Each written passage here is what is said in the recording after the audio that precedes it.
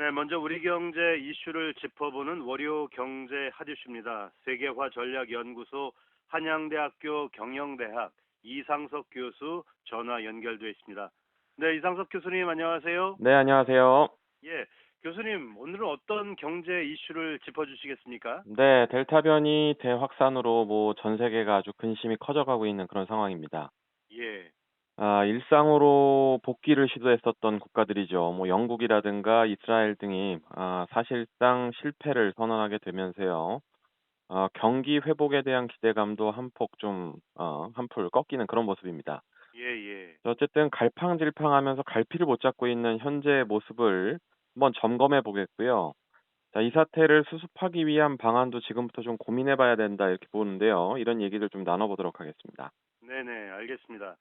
우리나라 경우는 7월 초부터 뚜렷해진 확진자 증가세가 지금도 꺾일 줄 모르고 있는데요.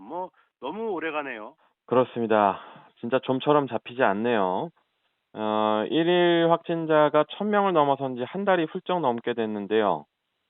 지난주를 비롯해서 지지난주도 일 확진자 1000명대 후반에서 2000명대 사이를 왔다 갔다 하고 있습니다. 맞습니다. 예. 네, 오히려 상황만 봤을 때는 한 달 전보다 더 안 좋아진 모습입니다. 예. 자, 현재로서는 2주마다 거리 두기 연장 여부를 결정하고 있는 그런 상황인데요. 예. 도저히 이런 상황에서는 거리 두기 단계를 낮출 수가 없겠습니다. 지금까지 확진자가 폭증했었던 작년 대유행의 패턴들을 좀 살펴보게 되면은요. 방역이 잘 지켜진다라는 전제 조건이 갖춰질 경우에 이전 수준까지 일일 확진자 수가 내려가는데 약 2달 정도가 소요됐었는데요. 예. 이번에는 어떻게 될지. 일일 확진자 수가 일단 폭증을 한 만큼 그 폭증한 수의 확진자들이 만나는 사람이라든가 또는 경우의 수도 더 기하급수적으로 늘었을 가능성이 크기 때문에 그렇겠죠. 네, 2달 이내에 이전 수준으로 돌아가기 위해서는 지금의 한 달 정도가 막 지난 지금의 시기가 정말 예. 중요한 시기다 이렇게 볼 수가 있겠습니다. 정말 걱정인데요. 네. 다른 것보다도 무더위 속에 현장 의료진들이 너무 고생을 하고 있는데요. 몸도 상하지 않을까 걱정도 되고요. 네. 전체적으로 우리 국민들 또 경제적으로는 우리 자영업자를 비롯한 소상공인들 그리고 현장에서 정말 고생 많이 하시는 현장 의료진들 정말 생각할 때마다 마음이 아픕니다. 맞습니다. 예. 자, 이렇게 방역이 뚫려서 대유행이 시작될 때마다 특히나 말씀하셨던 것처럼 현장에서 고생 중이신 의료진들의 마음속이 어떨지 상상이 안 갈 정도입니다. 예, 예. 자, 하필 이번 대유행은 7월부터 다시 시작이 됐죠. 그러니까요. 굉장히 더울 때였죠. 올해 7월 굉장히 더웠는데요. 찜통더위 속에서 방호복 입고 고생하시는 분들 너무 안타까웠었습니다. 맞습니다. 예. 네, 일이 너무 고되다 보니까 직장을 떠나시는 분들도 있고 남아 계신 분들 중에서 60% 이상은 정신적 고통을 받고 있다. 이런 통계 결과도 최근에 발표가 되었습니다. 예.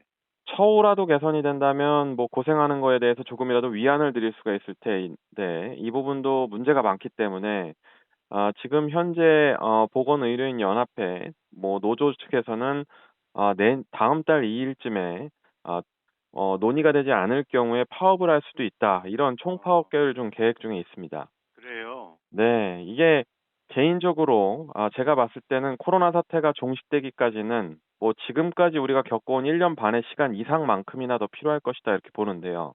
예. 이 코로나와 함께 살아가야 될 시간들을 좀 고려해야 된다면 가장 먼저 일선에서 고생하시는 의료진에 대한 처우라든가 근무 방식 또 그들의 편의성을 좀 높여줄 수 있는 제품 개발과 허가 이런 것들이 신속히 이루어져야 된다 이렇게 보고 있습니다.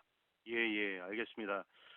이 같은 난리 상황은 우리뿐만이 아닌 것 같은데요. 그렇죠. 안타깝지만 결국 변이 바이러스로 인해서 현재까지 쌓아올린 공든탑이 상당 부분 훼손됐다고 봐야겠죠. 맞습니다. 정말 이 부분을 인정하기 싫지만 인정을 해야 됩니다.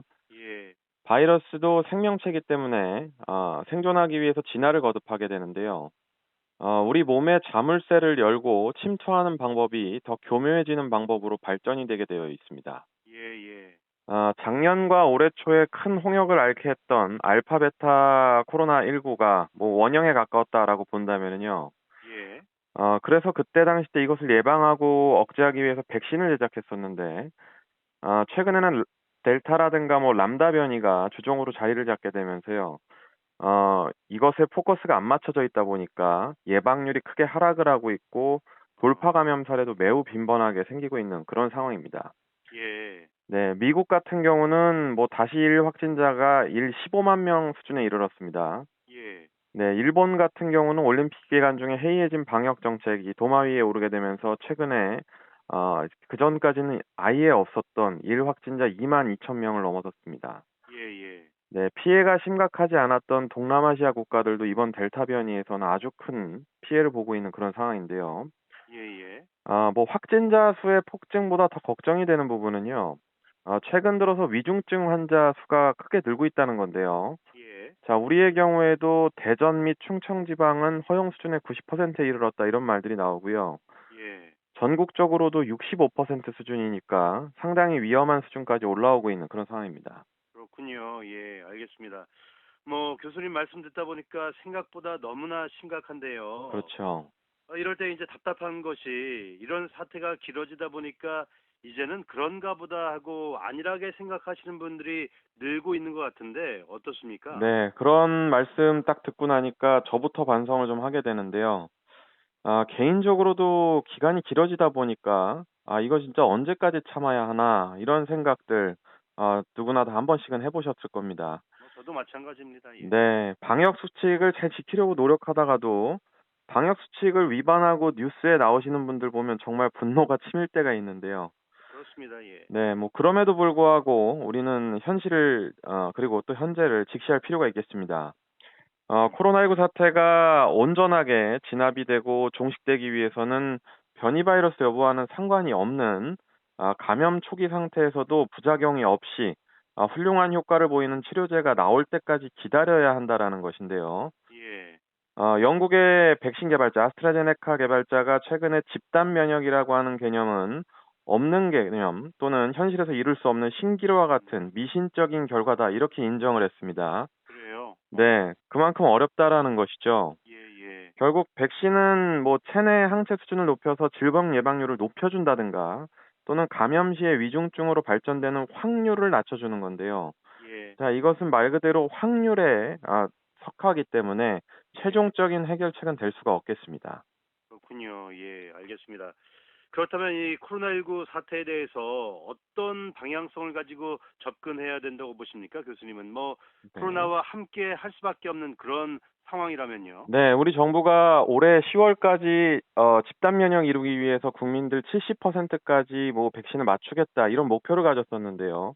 맞습니다. 예. 네, 그 이후에 계획이 전혀 없다라는 게 문제입니다. 어, 네, 오히려 과거에 비해서 현재 사망자가 덜 나오고 있는 현상은요. 선진국을 중심으로 광범위하고 정확한 진단이 빠른 시일 내에 신속하게 이루어지고 있기 때문이다. 저는 이렇게 보고 있습니다. 예. 체내 바이러스가 크게 증식하기 전에 찾아냈기 때문이다라고 볼 수 있다는 건데요. 예, 예. 네, 진단 인프라가 굉장히 부족한 남미라든가 아프리카의 경우에는 오히려 치명률이 올라간 것만 봐도 이런 부분들이 좀 증명된다. 저는 이렇게 봅니다. 네, 네. 네, 결국은 코로나와 오래 갈 수밖에 없는 생활이다. 이런 것들이 인정하고요. 생활 방역과 정기적으로 정확한 진단을 생활화하고 질병의 확산보다 앞서는 것이 굉장히 중요하다라고 저는 봅니다. 예. 치료제가 나오기 전까지 우리가 이것들을 버텨내야 된다라는 건데요. 네. 네, 언제까지 이 사회나 경제가 멈춰 있을 수만은 없기 때문에 그렇죠. 네, 특히나 학교나 직장 생활은 계속돼야 되지 않겠습니까? 그렇습니다. 자, 이를 위해서는 또 의료진들의 부담이 만만치 않기 때문에 의료진의 부담을 덜어낼 수 있는 검체청치 방식이라든가 진단 방식도 진화되는 모습들이 필요하다 이렇게 봅니다. 예. 네, 지금 상황을 막는데 지금 너무 급급해하고 있는데요. 지금 현재 상황은 분명히 미리 앞서서 선제적으로 생각하고 공격적인 방역과 진단 활동이 굉장히 중요하다 이렇게 보고요. 백신에 대한 접종률은 꾸준히 높여가면서 치료제가 경날 나올 때까지 우리들이 좀 더 안전적이고 선제적으로 대응해야 된다 이런 말씀을 좀 드려봅니다. 예, 예, 알겠습니다. 뭐 어쨌든 뭐 코로나19 없는 세상이 좀 빨리 좀 왔으면 좋겠습니다. 네, 네, 교수님 오늘 정말 바랍니다. 고맙습니다. 네, 감사합니다. 네. 지금까지 한양대학교 경영대학 이상석 교수였습니다.